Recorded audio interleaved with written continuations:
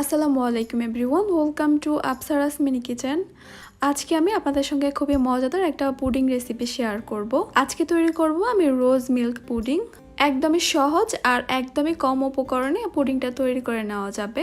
রোজ milk পুডিংটা তৈরি করা এতটাই সহজ, ডেজার্ট হিসাবে খাওয়ার জন্য আপনারা যে কোনো সময় এই পুডিংটা তৈরি করে নিতে পারেন।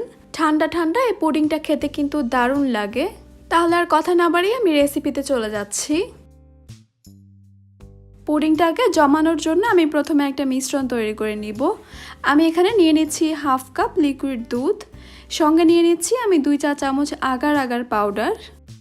এবার এগুলো একসঙ্গে ভালোভাবে মিশিয়ে নিচ্ছি।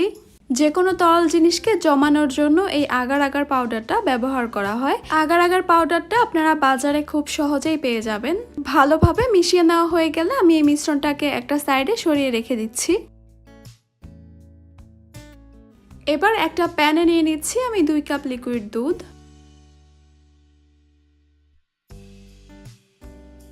এবার দিয়ে দিচ্ছি আমি হাফ কাপ চিনি। চিনিটা আপনারা আপনাদের স্বাদ অনুযায়ী বাড়িয়ে কমিয়ে অ্যাডজাস্ট করতে পারেন। 1 চিমটি পরিমাণ লবণ দিয়ে দিচ্ছি, তবে মিষ্টি খাবারে লবণ পছন্দ না করলে বাদ দিতে পারেন। সবকিছু একসঙ্গে ভালোভাবে নেড়েচেড়ে মিশিয়ে নিচ্ছি।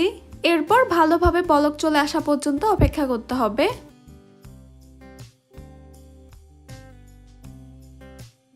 ভালোভাবে যখন বলক চলে আসবে তখন আগার আগার আর দুধের মিশ্রণটা এখানে দিয়ে দিচ্ছি।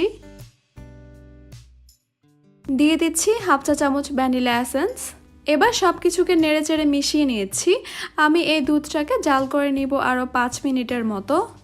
তবে এই 5 মিনিট কিন্তু কন্টিনিউয়াসলি নেড়ে যেতে হবে, তা না হলে দুধটা জমাট বেঁধে যাবে আর নিচ থেকেও লেগে যাবে।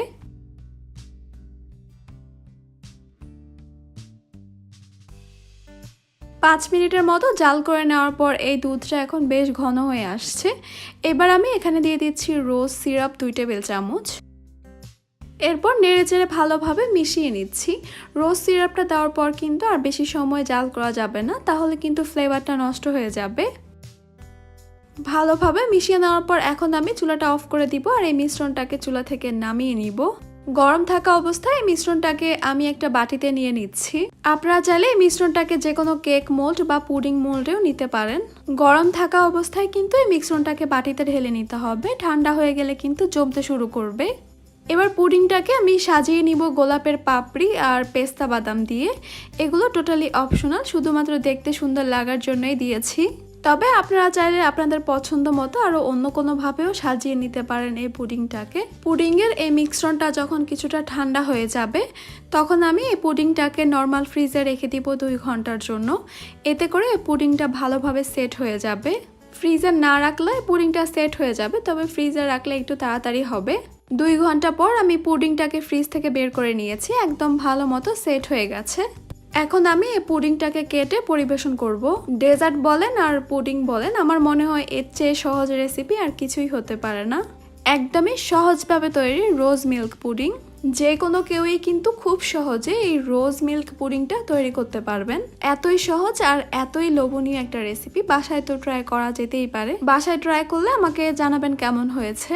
আশা করছি আমার আজকের রেসিপি আপনাদের কাছে খুবই ভালো লেগেছে আর সহজও লেগেছে। সবাই অনেক বেশি ভালো থাকবেন, সুস্থ থাকবেন। আল্লাহ হাফেজ।